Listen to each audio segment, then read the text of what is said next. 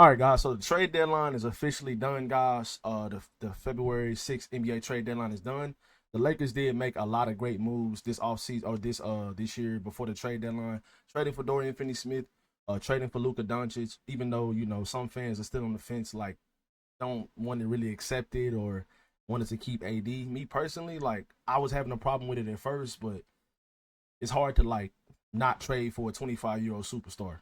His prime, not even in his prime yet, and could possibly be the best player in the world for the next 5 to 7 years, maybe even 10. So, the Luka Doncic trade and then also the Mark Williams trade, which surprised every single Lakers fan. We did not even think that was a possibility. But we got a great young center in Mark Williams. We got a phenomenal player in Luka Doncic, and we also got a great 3-and-D wing in Dorian Finney-Smith. So the Lakers do have a one roster spot open, so the potential buyout candidates, all teams can sign because the Lakers are still over the first apron, so they can't sign guys like Ben Simmons. If Marcus Smart was to get bought out, you can't sign him. So some of these guys is making north of $10 million.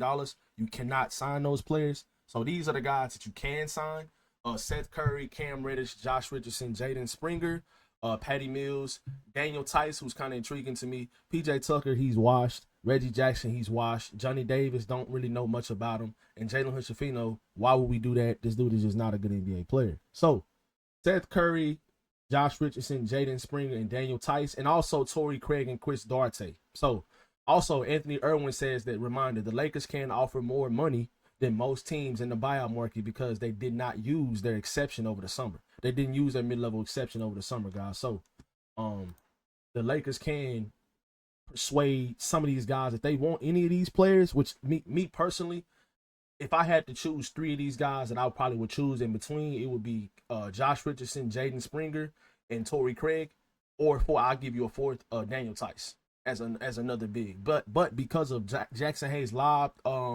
ability and his vertical ability, I do think that Jackson Hayes is probably going to be the backup center for the foreseeable future.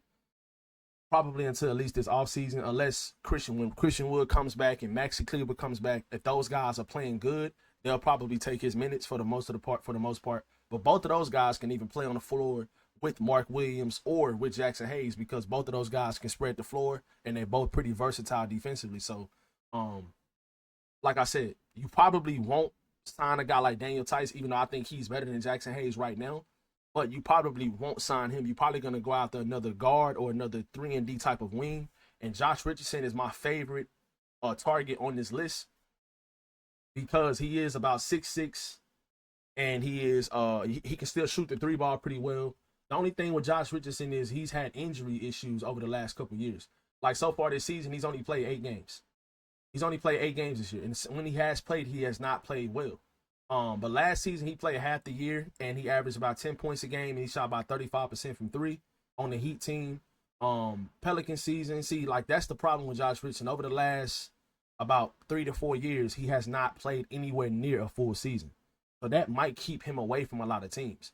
But when this guy is playing, when he is healthy, he is a good NBA player. And if he's if he's your backup shooting guard, kind of taking the minutes that some nights some guys might not play or something like that, he can come in and give you like 15 minutes a game.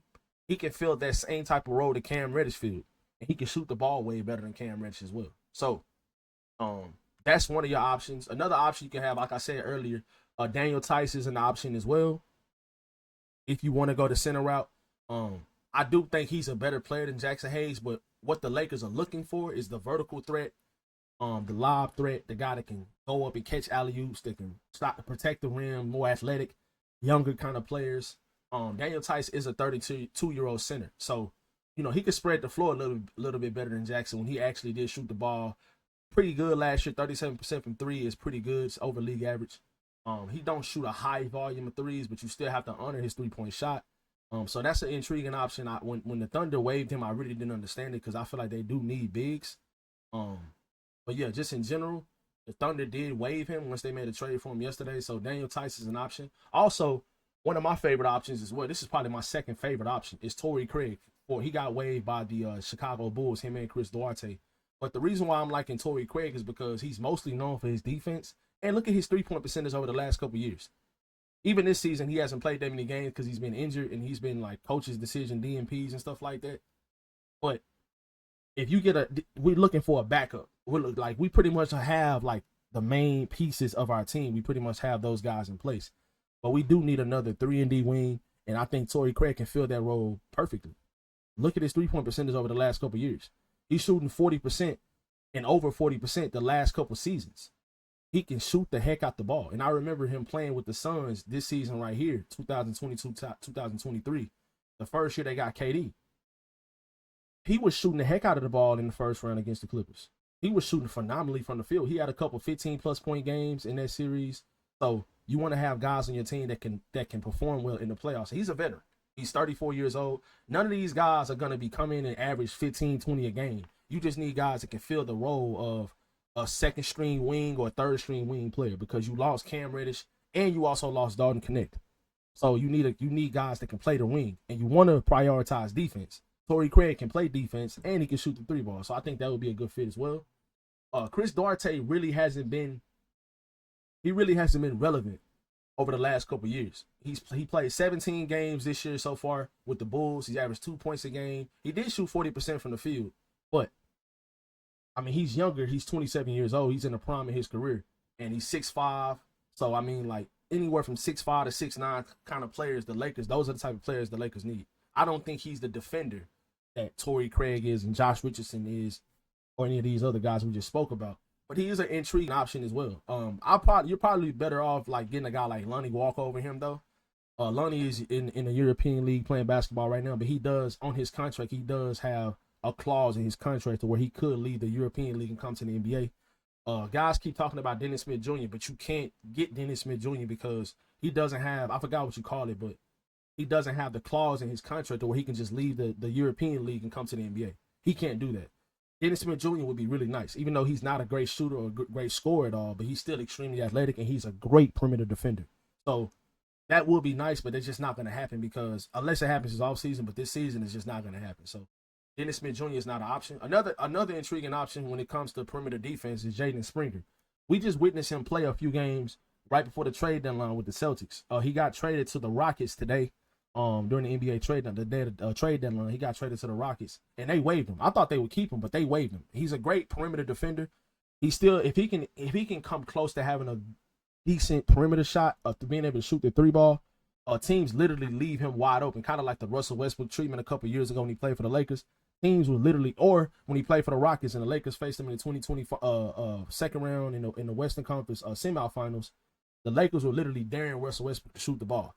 That's how teams guard Jaden Springer. So guys like that, you don't want him on your team, but he could still be an intriguing option if you're looking for a point of attack defender. He is an absolute hound on defense. This dude is a great defender. He has a nose for the ball. He gets steals. He gets deflections.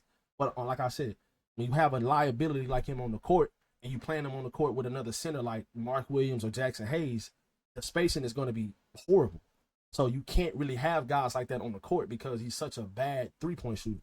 Teams are daring him to shoot the 3-ball. So you don't really want a guy like that, but he is intriguing when it comes to the defensive end. So those are my options, guys, for the Lakers' final roster spot. Let me know who you guys would like to pick up for the final roster spot to complete this roster, guys, before the playoffs start this season. I do think the Lakers are a contending team now. I do think we have a great team now. I think our team is even better than what we had with Anthony Davis.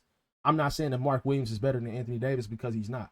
But when you add a guy like Luka, and then you add a phenomenal young big like Mark Williams, and you have the team that you already pretty much had already that was playing great basketball before the trade deadline, I think this team is going to be a contender. I'm not saying they're a favorite or anything, but I'm saying nobody really scares me in the playoffs in the Western Conference except for the Nuggets, and that's because of Jokic. So if you can find ways to beat them, because they're going to have a matchup problem with us now. They don't really have anybody to match up with Luka and LeBron. They didn't make moves at the trade deadline. They didn't go for Chris Boucher. They didn't go for Ben Simmons. They didn't go for any of these other guys that they could have possibly went for. So what I'm saying is they're going to have a hard time matching up against us because they have to guard Luka and they have to guard LeBron. If you put Aaron Gordon on Luka, who's going to guard LeBron? Michael Porter Jr.? That's just not going to work for them. So even though Jokic is going to have an advantage against anybody he guards. I mean, anybody that guards him. I like the way Mark Williams played defense on him a couple games earlier this season. So, like I said, the only team I really fear in the postseason is Denver. Everybody else, I think we have a really good chance against. So, let me know how you guys feel about these final roster spots, these final players that we can add to our final roster spot on the Lakers team this year before the playoffs start. Hope you guys enjoyed today's video. If y'all do, y'all be sure to drop a like and subscribe. And I'll catch you guys on the next one.